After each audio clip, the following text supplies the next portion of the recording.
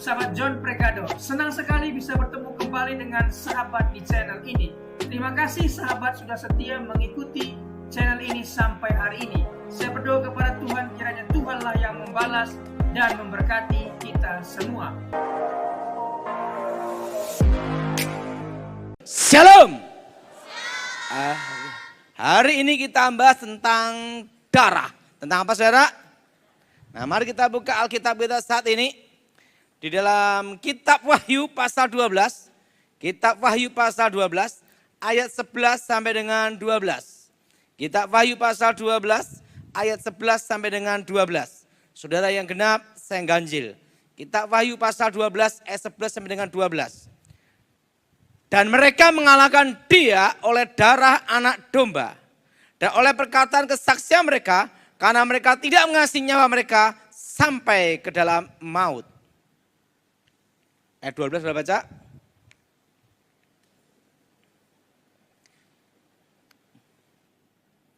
Karena itu bersukacitalah hai surga, dan kamu sekalian dan diam di dalamnya. Celaka kamu hai bumi dan yang laut. Karena iblis telah turun kepadamu dalam segala geramnya yang dahsyat.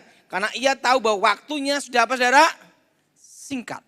Alkitab berkata darah. Apa saudara? Mereka mengalahkan iblis dengan apa saudara? Darah anak domba. Nah, darah bicara tentang nyawa. Nyawa bicara tentang kehidupan Kristus sendiri. Ada 3 cara untuk mengalahkan setan atau mengusir setan. Yang pertama, di dalam Injil Markus, mereka akan mengusir setan demi nama Tuhan Yesus. Amin. Demi apa saudara? Nama Tuhan apa? Yesus. Dan yang kedua, bila ada saudaramu yang sakit, hendaklah penatua mengoleskan minyak demi nama Tuhan. Amin. Demi nama Tuhan Yesus. Dan yang ketiga, di dalam kitab terakhir, kitab Wahyu, mereka, orang-orang percaya, mengalahkan iblis. Mengalahkan apa saudara? Ini rajanya para setan saudara. Mengalahkan iblis dengan darah anak domba. Dengan apa saudara? Dengan apa? Darah anak domba. Darah Yesus. Nah, darah bicara tentang nyawa. Nyawa bicara tentang kehidupan. Artinya yang bisa mengalahkan iblis adalah kehidupan Kristus sendiri. Amin. Mereka orang percaya mengalahkan iblis dengan darah anak domba. Saya belajar tentang darah Yesus itu tahun 93. Waktu itu saya diajar doa Bapak kami sama pendeta 1 tahun tidak hafal-hafal. Karena 1 tahun tidak hafal-hafal, saya tanya sama Pak Pendeta. Pak, tolong ajarkan suatu doa. Pokoknya yang hebat, pamungkas, cespleng. Singkat aja.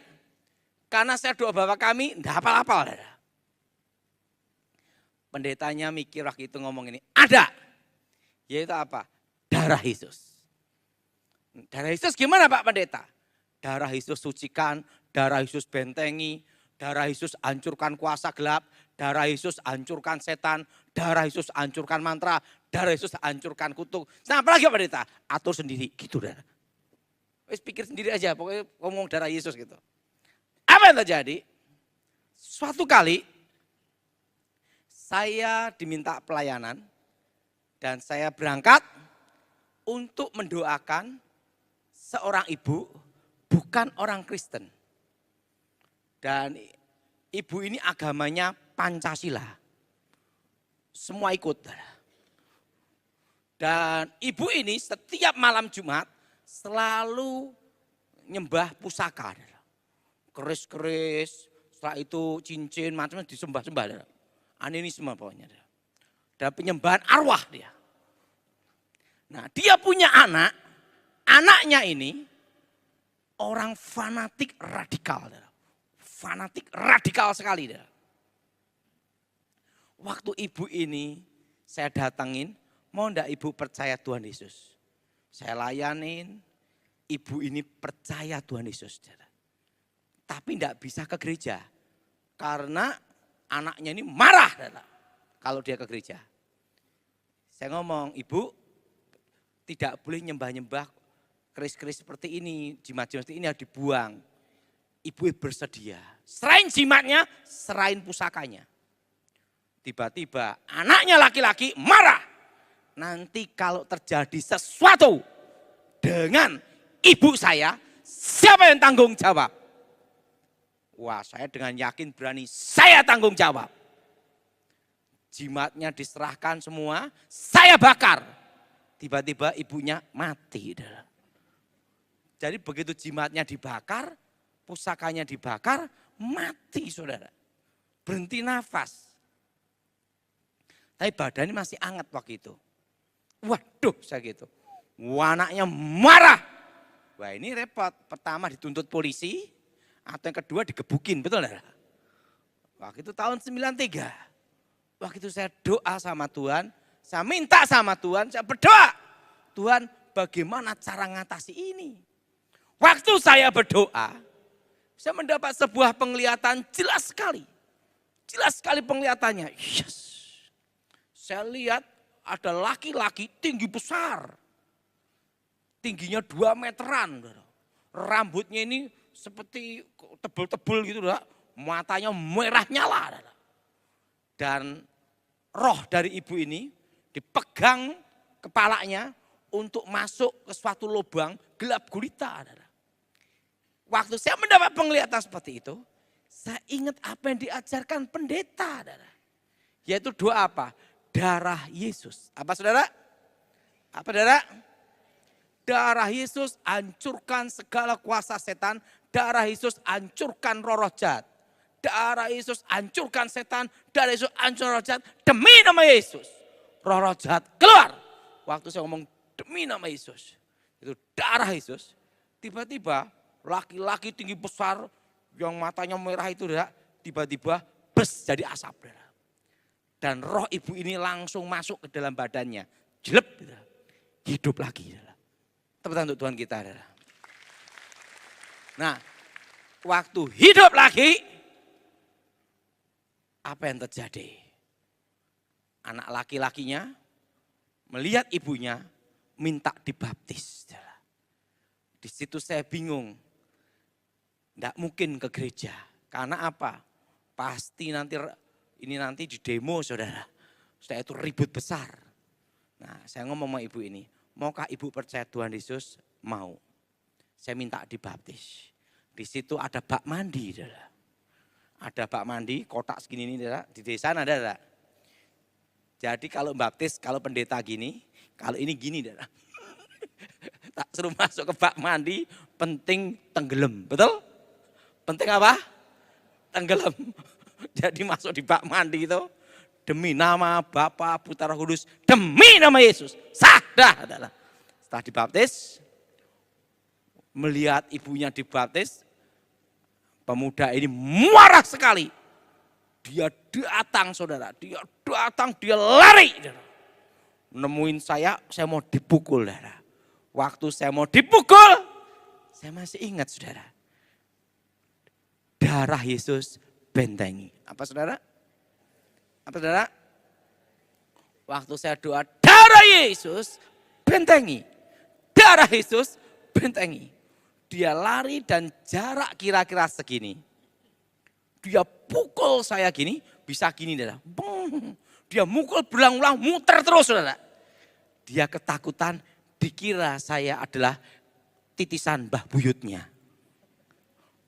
Dia ketakutan, dia kebingung saudara. Tidak kena saudara. Nah, dan apa yang terjadi? Ibu ini saudara, begitu itu dia percaya Yesus, tapi dia tidak boleh ke gereja. Jadi doanya setiap hari, Gusti Yesus selamatkan jiwa saya. Gusti Yesus selamatkan hidupku di bumi di akhirat. Itu tiap hari saudara. Dan apa yang terjadi? Ibu ini usia 70 lebih. Itu kemana-mana naik bis masih gini pakai gantungan gitu. Saudara. Kemana-mana saudara. Tidak ada sakit saudara. Sampai di atas usia 80 saudara. Dia terima Yesus dan dia percaya Yesus. Suatu kali, makanya saya beritahu, mati itu ada jadwalnya adalah. Dia itu dandan baru bengesan lipstik gini. Waktu lipstik gini di kaca dipanggil Tuhan. Jadi meninggalnya tersenyum pakai lipstik gini. Meninggal. Di atas umur 80. Ada satu pesan Tuhan di sini. Darah Yesus berkuasa. Ini semua. Darah Yesus bentengi. Saudara, saya masih ingat sama Pak Titus. Pak Titus sama Ibu Vera ya. Kayak di sini ya. Waktu itu ada kerusuhan. Kerusuhan itu di Sampit. Nah waktu kerusuhan di Sampit, wah banyak sampai ke Palangkaraya waktu itu. Saya ini punya kesan di Palangkaraya. Karena sebelum gereja ini berdiri, saya sudah khotbah, saudara. Dan khotbah di tengah-tengah asap. Jadi Indonesia ini hebat. Kalau perang sama luar negeri, enggak usah pakai senjata, kasih asap. Saudara. Dari Palangka. Nah, apa yang terjadi? Waktu itu saya diminta untuk KKR di Pangkalan Embun. Pangkalan Embun. Waktu itu saya sama Pak Titus. Saya berangkat ke Pangkalan Embun, rombongan. Saudara. Nah, waktu itu kerusuhan Sampit itu kan merembak sampai Palangka. Nah, setelah itu banyak orang-orang Madura yang lari ke Pangkalan Bun. Betul? Ke Pangkalan apa? Ke Pangkalan Bun. Nah, dan ada sebagian dari pasukan Dayak waktu itu ngejar sampai Pangkalan Bun. Nah di Pangkalan Bun dibikin KKR. Mantan dukun santet gitu udah. Daud Tony. Nah yang ngejar orang Madura ini itu pansus, saya masih ingat itu. Lari ngejar sampai Pangkalan Bun. Lihat ada spanduk KKR, ikut KKR. Karena ada spanduk. Nah ikut KKR. Itu pasti itu sadar gitu. Jadi yang dari Pangkalan Bun itu dari kampung itu ngejar sampai Pangkalan Bun. Karena banyak orang Madura di Pangkalan Bun. Nah waktu itu ada mantan masuk situ saudara. Ikut KKR. Dan apa yang terjadi? Waktu itu ketua panitianya, nah wajah mirip dukun memang. Nah ketua panitia itu ngasih kata sambutan. Nah dikira ketua panitianya itu Daud Tony. Langsung salah satu berapa orang yang ngejar itu, kan yang masuk KKR itu orang Dayak. Baca mantra gini untuk ngetes. Jelas apa yang terjadi. Ketua panitianya kesurupan. Tanya Pak Titus, Pak Titus saya lupa itu. Itu ketua panitianya kesurupan. Kesurupan di depan. Gini-gini kesurupan. Waduh. Kesurupan didoakan. Setelah kesurupan, waduh. Saya berdoa waktu itu. Nah, saya waktu itu maju ke depan. Tapi saya doa dulu. Darah Yesus. Apa saudara? Apa saudara? Darah Yesus bentengi. Apa saudara? Darah Yesus bentengi, darah Yesus lindungi, darah Yesus sucikan. Darah Yesus sucikan, darah Yesus bentengi, darah Yesus lindungi. Waktu saya doa darah Yesus, saya maju ke depan. Saya ngomong, yang kena kuasa gelap itu ketua panitia. Yang Daud Tony asli itu ini. Gitu. Nah, berarti salah kirim. Saya masih ingat itu. Itu kejadian udah lama sekali.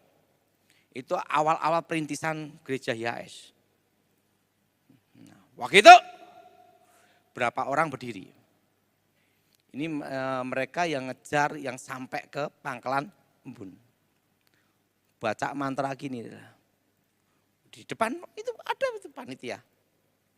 Nah, salah satu yang ikut waktu itu Pak Dokter. Waktu mereka buacak mata, weng, weng, weng, weng, cuk, vitamin komplit. Nah, saya tetap khotbah aja. Saya doa darah Yesus. Apa saudara? 1 jam saya khotbah, mereka membacain mantra-mantra gitu. Itu di Pangkalan Bun kejadiannya. Saya doa darah Yesus. Sudah saya khotbah, habis saya khotbah. Saya lihat dulu. Udah, saya ngirim kuasa gelap ke saya, maju ke depan, maju semua. Maju. Tak lihat dulu, yang paling tua, oh berarti orde lama ini. Tak doa, darah Yesus. Ambruk, ambruk, ambruk. Apa yang terjadi saudara? Yang ikut KKR itu, yang ngejar orang Madura yang ada di Pangkalan Bun itu, bertobat. Tepat untuk Tuhan kita. Dan saya masih ingat, waktu itu mando diserahin. Mando itu serahin. Dan Pangkalan Bun tidak jadi kerusuhan. Karena yang ngejar nyasar ke situ. Ada satu pesan Tuhan di sini. Apa saudara? Darah Yesus. Apa saudara? Apa saudara? Darah Yesus sucikan, darah Yesus apa? Bentengi. Itu kejadian adalah waktu awal-awal perintisan gereja YHS. Nanti boleh tanya Pak Titus itu. Dan salah satu panitianya dokter gitu. Itu Pangkalan Bun. Saudara, ada satu pengalaman tentang darah Yesus. Jadi saudara, saya memberitahu ini supaya saudara punya iman dan percaya bahwa darahnya berkuasa. Satu kali, waktu itu saya mau khotbah, tiba-tiba saya ditelepon sama seorang ibu. Seorang ibu ini ngomong sama saya gini, Pak Daud, ada apa? Waktu itu saya buru-buru mau khotbah, terima teleponnya. Waktu itu saya masih ingat telepon saya itu Nokia zaman dulu. Yang gedenya segini. Waktu zaman itu kalau punya Nokia itu, kalau telepon ditunjukin gedenya gini. Itu ngelempar mangga aja jatuh. Nokia pisang. Wah, zaman duluan gitu. Wah, ada apa? Wah. Zaman dulu orang punya handphone itu kaya raya, betul? Dan zaman itu saya masih ingat orang makan KFC, Kentucky Fried Chicken itu orang kaya adalah. Wah, waktu itu saya terima telepon, ada apa Bu? Nah, itu mau khotbah itu. Ibu dari Batam. Pak Daud, saya minta tolong. Saya punya anak baru lahir, jantungnya bocor. Nah, kalau bahan bocor gampang ditambah, betul? Ini jantung bocor baru lahir. Dan ini anak pertama saya Pak. Gimana caranya Pak ini? Karena saya buru-buru khotbah, saya hanya bicara gini. Ibu tumpang tangan, katakan darah Yesus sembuhkan. Apa saudara? Apa saudara? Darah Yesus apa? Darah Yesus sembuhkan. Ibu berdoa, Tuhan berikan aku anak yang normal. Doa darah Yesus sembuhkan. Apa saudara? Darah Yesus sembuhkan. Ibu percaya bahwa Tuhan sudah memberi kesembuhan. Oke? Oke. Buru-buru saya tutup. Ibu ini di Batam. Berapa bulan kemudian saya berangkat ke Batam untuk KKR khotbah di Batam. Tiba-tiba datang ibu ini. Pak Daud, masih ingat saya enggak? Woi, saya ngeliat banyak ribuan jemaat, gimana inget ya? Saya yang nelpon, ini anak saya yang jantungnya bocor. Apa yang terjadi saudara? Saya lihat ibu ini. Oh ini anaknya Bu, iya. Secara medis nunggu matinya apa? Tapi Tuhan sudah sembuhkan. Nah, jantungnya normal, hidup sampai sekarang. Satu hal pesan Tuhan untuk kita adalah bahwa darah Yesus menyembuhkan. Siapa yang percaya angkat tanganmu? Teman Tuhan kita. Nah, saudara, darah Yesus mengalahkan iblis. Darah Yesus mematahkan kutuk. Dan darah Yesus menyembuhkan. Apa saudara? Dan darah Yesus membentengi. Ingat saudara, darah Yesus menyembuhkan, darah menguduskan, darah Yesus menyembuhkan dan mengalahkan iblis.